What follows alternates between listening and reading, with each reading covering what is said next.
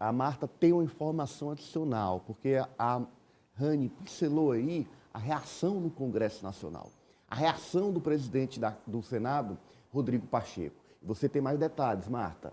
Isso, Ananias, porque hoje o presidente do Senado, Rodrigo Pacheco, ele deu uma entrevista coletiva e que ele se posicionou a respeito dessa decisão do Supremo. A gente sabe que no Congresso, mais especificamente no Senado, está tramitando uma PEC, como a Rani citou, que vai totalmente o contrário do que diz essa decisão dos ministros do Supremo, né? Uma PEC que criminaliza todo e qualquer tipo de droga. Então, vai na contramão da decisão do Supremo Tribunal Federal e, inclusive, é uma PEC de autoria do próprio presidente do Senado, Rodrigo Pacheco.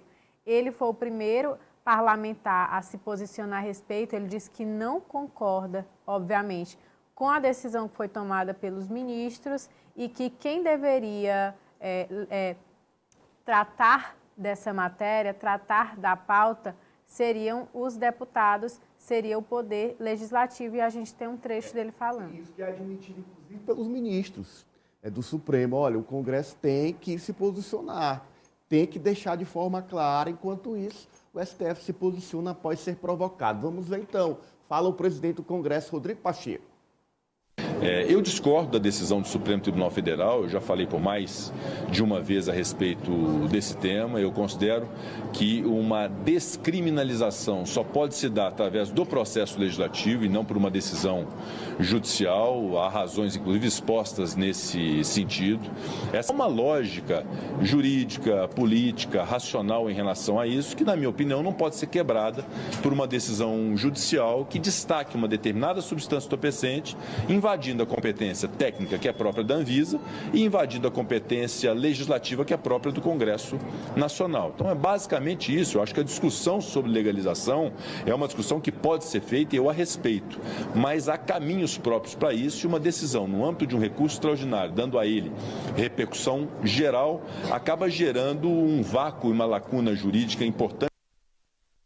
Só para você explicar essa questão do recurso extraordinário, que é esse que eu estou falando em 2015, dando repercussão geral, é que não vai ter, o juiz não vai poder ter o poder de decisão, não. Ele tem que cumprir o que o Supremo determinou. A decisão do Supremo Tribunal Federal. Não há interpretação judicial. Isso. Ela é ampla, vale para todos os casos no país, e restrita. Está aí. Bom esclarecimento, João. Está aí, Osmando. Olha, a decisão do STF, eu queria a sua avaliação, e essa reação do presidente do Congresso, que aponta invasão dos poderes. Ananias, eu gostaria muito que essa ira do presidente do Senado, essa reação contrária à decisão do Supremo, ela seja aplicada de fato no cumprimento do papel real do legislador, que é construir boas leis. A lei das drogas, que foi votada por eles no Congresso Nacional, foi criada, foi produzida e votada e aprovada, ela é omissa em relação à qualificação do que é uso e do que é tráfico. Colocou na subjetividade isso, por não esclarecer, por não determinar, colocou na subjetividade do policial que, ao apreender, ao flagrar alguém portando alguma quantidade de maconha. Ok? Graças a essa omissão que o Congresso cometeu na má elaboração da lei das drogas, é que vem a decisão agora do STF. E, na esteira disso, acontecem tragédias todo santo dia. O Centro de Estudos Raciais do INSPE, que é o Instituto de Ensino e Pesquisa, acabou de divulgar um levantamento que foi publicado no Grande Jornal de São Paulo, publicado na íntegra, ontem, que diz o seguinte, que sobre a atuação da Polícia Militar do Estado de São Paulo, 31 mil pessoas pretas, pardas e pobres, os chamados PPPs, foram enquadrados como traficantes em situação similar aos de brancos bem vestidos que foram qualificados apenas como usuários.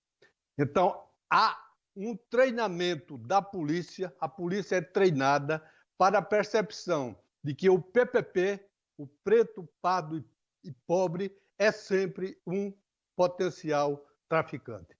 E daí, o que é que acontece? As prisões brasileiras estão lotadas por condenados por tráfico de droga. Nós tínhamos em 2010 37 mil pessoas recolhidas às penitenciárias no Brasil e hoje já são 203 mil. Então, há uma superlotação numa condição miserável que essas pessoas vivem. Tudo por quê? Porque a legislação aprovada pelo Congresso Nacional e agora que está sendo corrigida pelo Supremo, não qualificou, não determinou, não foi pontual, não foi objetiva ao qualificar o que era usuário, o que era traficante. O STF fez, e como o João disse, é irrestrito, tem que aplicar. Vale para a autoridade policial e vale para a justiça. E tem um detalhe, a lei pode retroagir para beneficiar, né? Sim. Quando definir qual é a gramatura, vai valer para o rico e para o pobre, para o branco e para o preto, vai valer para todo mundo. E o que eu estou dizendo, o que vai chamar atenção nisso e nesses números que o Zé Osmando apresenta, porque, na verdade, quem termina preso numa condição de traficante com uma pequena quantidade é aquele que não tem um advogado, que fica à mercê da Defensoria Pública, que, infelizmente, no país tem um número insuficiente de profissionais e que são os pobres, para atender, né? Que são heróis ainda. Os que ricos atendem, pagam né? advogado. Os ricos pagam os advogados vão lá,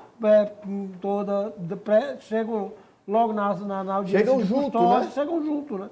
E cobram do magistrado. E aí, às vezes, os defensores fazem uma defesa quase que genérica. Porque não tem como dar conta. Não por má vontade, porque não tem como dar conta do volume de processos, né? A capacidade, hoje, o número de defensores se calcula que seriam, para se ter o atendimento mínimo, seria que multiplicar por 10. Né? Boa, João, é isso. Olha, tá aí, assunto polêmico, a gente busca esclarecer para você e a gente vai, claro, acompanhar os próximos passos do Supremo